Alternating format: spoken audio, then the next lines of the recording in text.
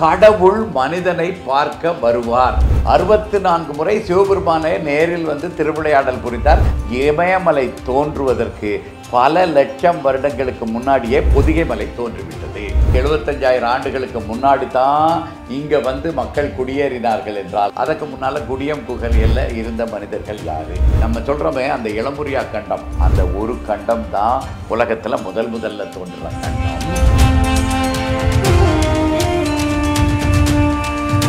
தெய்வீக தேசம் ஊடக அன்பர்களுக்கு இந்து வேத மரபலர்ச்சி இயக்கத்தின் வணக்கங்கள், வாழ்த்துக்கள்.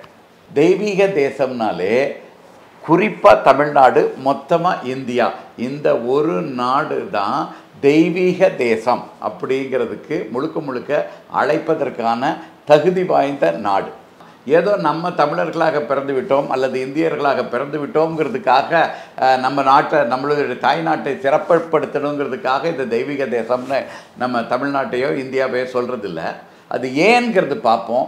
உலகத்திலேயே தமிழ்நாட்டிற்கு இந்தியாவிற்கு மட்டும்தான் இந்த பெருமை உண்டுங்கிறதையும் நம்ம புரிஞ்சுக்கணும். அது என்னங்கிறது ஒன்றா பார்ப்போம். முதல்ல இந்த தேசம் அப்படின்னாலே என்ன, பெரும்பாலான தமிழ் அன்பர்கள் என்ன நினைப்பாங்கன்னா, தேசங்கிறதே வடமொழி சொல் அப்படின்னு நினைப்பாங்க. அப்படி கிடையாது. தேசுன்னா ஒளி, அதாவது ஒளி பொருந்தியது தேசம். அந்த காலத்தில் முதல்ல விலங்குகளாகத்தான் மனிதர்கள் தெரிந்து கொண்டிருந்தார்கள். அப்போ சித்தர்கள் வந்து அந்த வரலாறுகளை ஒன்றொன்றாக பார்ப்போம். சித்தர்கள் வந்து அண்டபேரண்டங்கள்லேருந்து வந்து ஆதிசிவனார் தலைமையிலிருந்து வந்து நமக்கு இந்து வேதத்தையும் இந்து மதத்தையும் தமிழ் மொழியை எல்லாம் கற்றுக் கொடுக்கிறார்கள். ஒரு பண்பட்டவர்களாக மாறுகிறார்கள். அப்போ பல பேர் பல இடங்களில் சின்ன தனி மனிதர்களாக, குடும்பங்களாக கூட அப்போ வாழலை, தனி மனிதர்களாகவே தான் வாழ்ந்து கொண்டிருக்கிறார்கள். அப்படி வாழ்ந்து கொண்டிருப்பவர்கள் எல்லாரும் ஊர்ந்து ஒரு இடத்துக்கு வந்து சேர்ந்து இருந்ததுக்கு பேர் ஊர்னு பேர் வச்சாங்க. பல தனி மனிதர்கள் சேர்ந்து ஒரு அவங்கவங்க இருக்க இடத்துல இருந்து கொஞ்சம் ஊர்ந்து ஒரு அமைப்பை உருவாக்கி கொண்டார்கள். ஊர்ந்து வந்ததுனால அதுக்கு ஊர்னு பேர் வச்சாங்க. அப்புறம் என்ன நினச்சாங்க, அந்த அது பல ஊர்களில் இருந்தாங்க இல்லையா, அவங்க எல்லாரும் சேர்ந்து ஒரு அமைப்பு நாடி எல்லாரும் நம்ம ஒற்றுமையாக இருக்கணுங்கிறது மட்டும் இல்லாமல் வெளியிலேருந்து எதிரிகளாலும் ஆபத்துக்கள் எங்கேருந்து வந்தாலும் சரி, அது விலங்குகளால் வரலாம், இயற்கை சீற்றங்களால் வரலாம், இல்லை வேறு மனிதர்களால் கூட வரலாம். எப்படி வந்தாலும் அப்படி துன்பம் வரும் பொழுது நம்மை காப்பாற்ற வேண்டும், நம்மை காப்பாற்றி கொள்ள வேண்டும், காத்து கொள்ள வேண்டும்ங்கிறதுக்காக பல ஊரில் இருந்தவங்க நாடி ஒரே இடத்துல சேர்ந்தாங்க, ஒரு அமைப்பாக உருவாக்கினார்கள். அந்த இடத்துக்கு நாடுன்னு பேர் வச்சாங்க. அப்படி வைக்கும் பொழுது அந்த நாடு எல்லா நாடுமே வளர்ந்து விடவில்லை.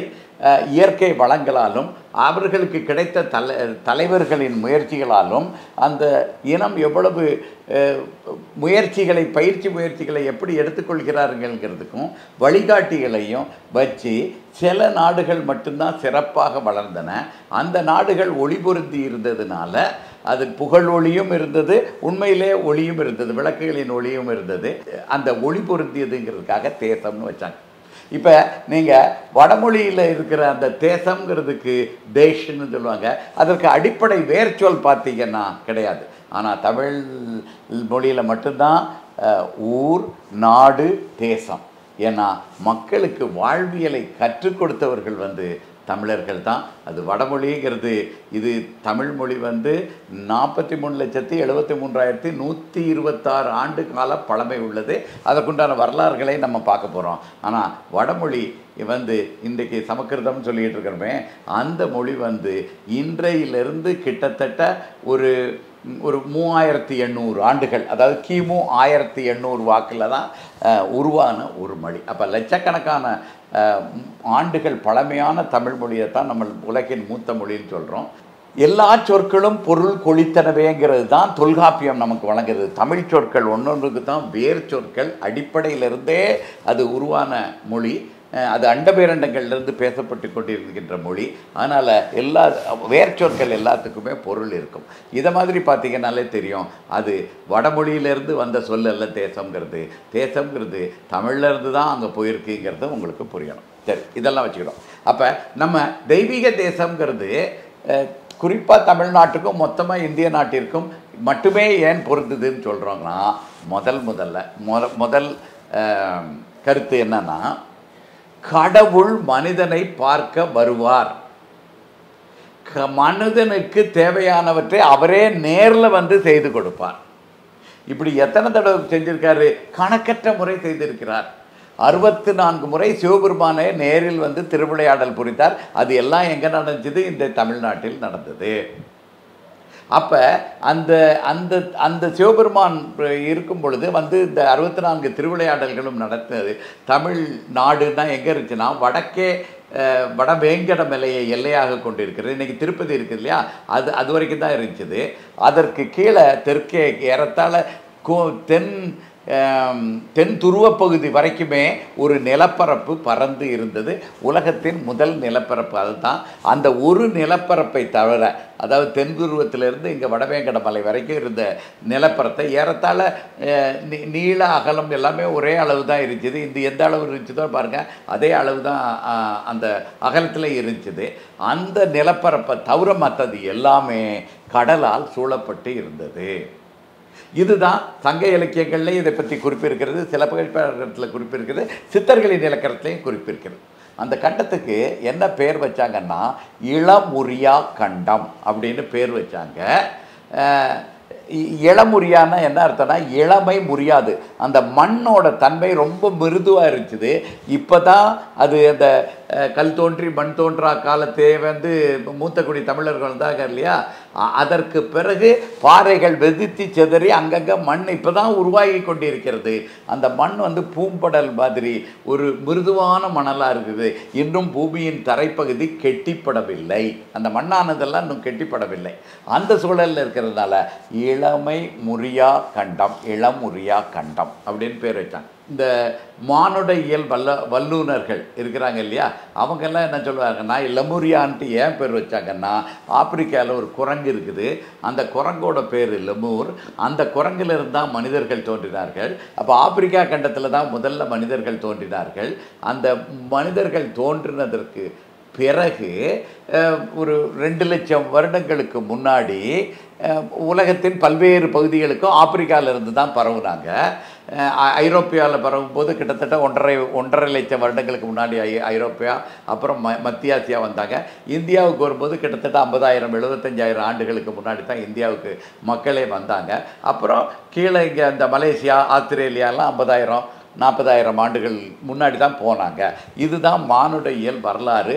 இதுதான் மானுட இயல் இப்படியே புலம்பெயர்ந்து போனவர்கள் தான் அப்படின்னு சொல்கிறாங்க. இது வந்து மிக மிக தவறான கோட்பாடு. ஏன்னா இங்கே திருவள்ளூர் பக்கத்தில் இங்கே குடியம் குகைகள்ட்டு இருக்குது. அந்த குகைகள்லே பார்த்திங்கன்னா கிட்டத்தட்ட 2 லட்சத்துக்கு வருடங்களுக்கு முன்னால் இருந்த மக்கள் வாழ்ந்த குகைகள் 16 குகைகள் இருக்கின்றன. எங்கே? சென்னைக்கு பக்கத்தில் திருவள்ளூர் இருக்குது. அந்த குடியம் குகைகள் இருக்கின்றன.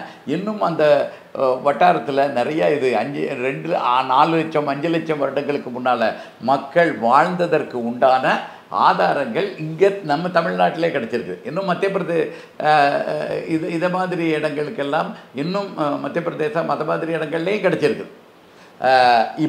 இப்போ நம்ம பார்க்க வேண்டியது என்னென்னா, 1,75,000 ஆண்டுகளுக்கு முன்னாடி தான் இங்கே வந்து மக்கள் குடியேறினார்கள் என்றால், அதுவும் ஆப்பிரிக்காவிலேருந்து தான் வந்தார்கள் என்றால், அதற்கு முன்னால் குடியம் குகையில் இருந்த மனிதர்கள் யார்? பழைய கற்காலம்பாங்க. அந்த பழைய கற்கால மனிதர்கள் யார்? அவங்க எங்கேருந்து வந்தாங்க? அப்போ ஆப்பிரிக்காவிலிருந்து தான் மக்கள் வந்தாங்கங்கிற கருத்து மிக மிக தவறானது. அதற்கு முன்னாலேயே நம்ம இப்போ எஞ்சி இருக்கிற இந்த தமிழ்நாட்டில் கூட மக்கள் வசித்து கொண்டிருந்தார்கள், மானிடர்கள் வசித்து கொண்டிருந்தார்கள்.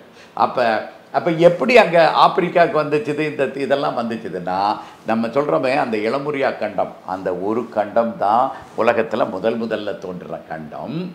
அப்போ நான் சொன்னேன் இல்லையா, வடவேங்கட மலையோட நின்று போச்சுது. அப்போ அதுக்கு முன்னாடி இருக்கிற இப்போ இருக்கிற வட இந்தியா, சைனா, இதை மாதிரி இமயமலை அதெல்லாம் எங்கே இருந்துச்சுன்னா, முதல் யுகத்தில் ஆதிசிவனார் இங்கே வரும் பொழுது இந்து வேதத்தையும் கொடுக்கும் பொழுது முருகப்பெருமான் காலத்தில் எல்லாம் அந்த வட இந்தியா, அதாவது வடவேங்கடத்துக்கு மலைக்கு திருப்பதிக்கு வடக்கே இருக்கிறது எல்லாமே நீரில் மூழ்கி இருந்தது. என்னங்க இப்படி சொல்கிறீங்க, நீரில் மூழ்கி இருந்ததுக்கு ஏதாவது ஒரு ஆதாரம் வேண்டாமா அப்படின்னா, நீங்கள் ஒன்றும் செய்யுங்க. இமயமலையிலேருந்து ஒரு கல், இமயமலை எவ்வளவு காலம் பழமையானதுன்னு பாருங்கள், பொதிகை மலை எவ்வளவு பழமையானதுன்னு பாருங்கள். இமயமலை தோன்றுவதற்கு பல லட்சம் வருடங்களுக்கு முன்னாடியே பொதிகை மலை தோன்றிவிட்டது. அப்போ ரெண்டும் ஒரே நேரத்தில் இல்லையே. முதல்ல பொதிகை மலை இருந்துச்சு, அதுக்கு பிறகு பல லட்சக்கணக்கான வருடங்களுக்கு பிறகு தான் இமயமலை தோன்றியது. அப்போ காலத்தால் இமயமலை பின்பட்டது. அப்போ எங்கே இருந்துச்சுது?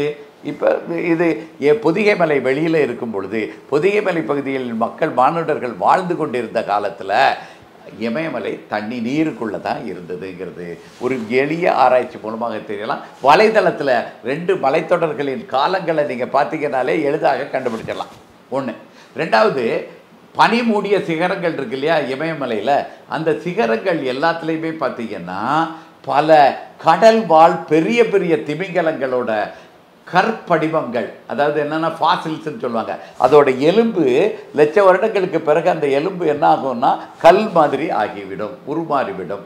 அப்படிப்பட்ட ஃபாசில்ஸு பெரிய பெரிய கடல் வாழ் திமிங்கலங்களோட எலும்பு கூடுகள், பெரிய பெரிய எலும்பு கூடுகள், அதெல்லாம் பார்த்திங்கன்னா 30 அடி நீளம் இருக்கும், 10 அடி அகலம் இருக்கும். அவ்வளவு பெரிய எலும்புக்கூடு எப்படி இங்கேருந்து கடல்ல இருந்து அந்த பனிமூடிய சிகரத்துக்குள்ளே போச்சுது? அவ்வளோ பேர் உயரத்துக்கு யார் இங்கேருந்து கொண்டு போய் வைக்க முடியுமா? முடியாது. அப்போ என்ன ஆகுது? ஒரு காலத்தில் கடலுக்குள்ளே இருந்தது, கடல் மட்டங்கள் குடைந்து கடல் ஆழிப்பேரலாம் இருக்கு இல்லையா, இதெல்லாம் தோன்றி அப்போ அந்த தென் துருவ பகுதி வரைக்கும் இளமுறியாக இருந்துச்சு இல்லையா. இப்போ இந்துமா கடல் இருக்கு இல்லையா, இந்த பகுதியிலிருந்து அழிந்து கொண்டே வந்தது. ஒரு நான் சொன்னேன் இல்லையா, வடவேங்கடம் டு தென் துருவம் வரை தெரிஞ்சுல, அதில் சரி பாதி அளவு முதல் கடல்கோள் முதல் உகத்தின் முடிவில் பாதி அழிஞ்சு, அது அழியும் போது தான் அந்த கடல் மட்டம் மாற்றம் காரணமாக இமயமலை வெளியே வருது. அதுக்கு 2 காரணங்கள் சொல்கிறோம். ஒன்று, காலத்தால் இமயமலை புதிதானது, பொதிகை மலை பழையதானது. ஒன்று. ரெண்டாவது, கடல் வாழ் பெரிய பெரிய திமிங்கலங்கள் 30 அடிக்கு 10 அடி அகலம் உள்ள அவ்வளோ பெரிய திமிங்கலங்களின் எலும்புகளும் படிமங்களும் இப்போவும் இமயமலையில் கிடைக்கிறது. இதிலிருந்து ஒரு காலத்தில் எவரெஸ்ட் சிகரம் உட்பட கடலில் தான் மூழ்கி இருந்துச்சுங்கிறது தெரியும். இன்றைக்கும் நமக்கு எல்லாருக்கும் தெரியும், எவரெஸ்ட்டு தான் உலகத்திலே உயரமான சிகரம்னு சொல்லுவோம். ஆனால் எவரெஸ்ட்டை விட உயரமான சிகரங்கள் இன்னும் இமயமலை தொடர்ச்சி பர்மாவெல்லாம் தாண்டி அந்த இது தொடர்ச்சி இன்றைக்கும் கடலுக்குள்ளே தான் இருக்குது. அதில் எவரெஸ்ட் சிகரத்தை விட உயரமான சிகரங்கள் இன்றைக்கும் கடலில் தான் மூழ்கி இருக்குது. அதன் தொடர்ச்சி அங்கே தான் இருக்குது. கொஞ்சம் இமயமலை தான் வெளியே வந்திருக்கிறத தவிர மற்ற இமயமலை உள்ள இன்னும் கடலில் தான் இருக்குது. அப்போ இதுதான் இளம்புரியா கண்டம். இதுதான், இந்த கண்டத்தில் தான் முதலாக மக்கள் தோன்றினார்கள். இப்போ இங்கே தான் ஊர், நாடு, தேசம் இதெல்லாம் தான் அங்கே தான் உருவாக்கி இருக்கிறது. அந்த இடத்துல தான் கடவுள் முதல்ல சிவபெருமான் 64 முறை திருவிளையாடல் பண்ணார். லைக், ஷேர் அண்ட் சப்ஸ்கிரைப் பண்ணாதவங்க இப்பவே சப்ஸ்கிரைப் பண்ணிருங்க. எங்களோட அப்டேட்ஸ் உங்களுக்கு வரணும்னா பெல் பட்டனை பிரஸ் பண்ணுங்க.